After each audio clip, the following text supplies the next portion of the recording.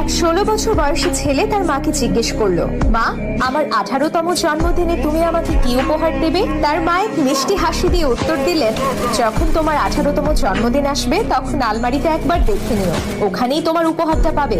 কয়েক মাস পরেই ছেলেটি হঠাৎ গুরুতর অসুস্থ হয়ে পড়ল। পরীক্ষার পর ডাক্তার তার বাবা মাকে জানালেন ওর হৃদয়ে একটি ছিদ্র আছে, ও আর 2 মাসের বেশি বাঁচবে না। সময় গড়াতে থাকলো, কিন্তু এক অলৌকিক ঘটনা ঘটলো। 2 বছর পর ছেলেটি সম্পূর্ণ সুস্থ হয়ে বাড়ি ফিরল।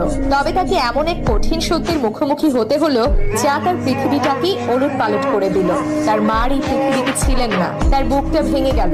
ঠিক তখনই মায়ের বলা কথাটা তার মনে পড়লো, আলমারিতেই তোমার উপহার থাকবে। সে দ্রুত পায়ে ছুটে গিয়ে আলমারিটা খুললো। ভেতরে একটি সুন্দর উপহারের প্যাকেট রাখা ছিল। কাঁপতে কাঁপতে সে উপহারটা খুললো।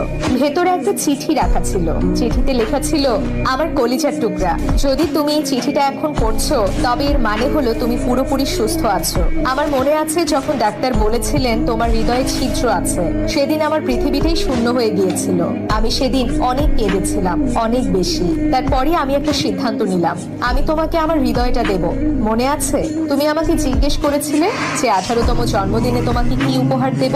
তো বাবা, আমি তোমাকে আমার হৃদয়টাই দিচ্ছি। এটা সব সময় যত্ন করে রেখো।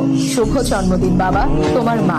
যদি আপনার চোখ দুটো অশ্রুসিক্ত হয়ে যায় তবে মায়ের প্রতি ভালোবাসার নিদর্শন স্বরূপ একটি হার্ট ইমোজি কমেন্ট বক্সে দিন। এটা শুধু একটা গল্প নয়, মায়ের ভালোবাসার এক বিরাট দৃষ্টান্ত। মায়ের মতো আর কেউ হয় না।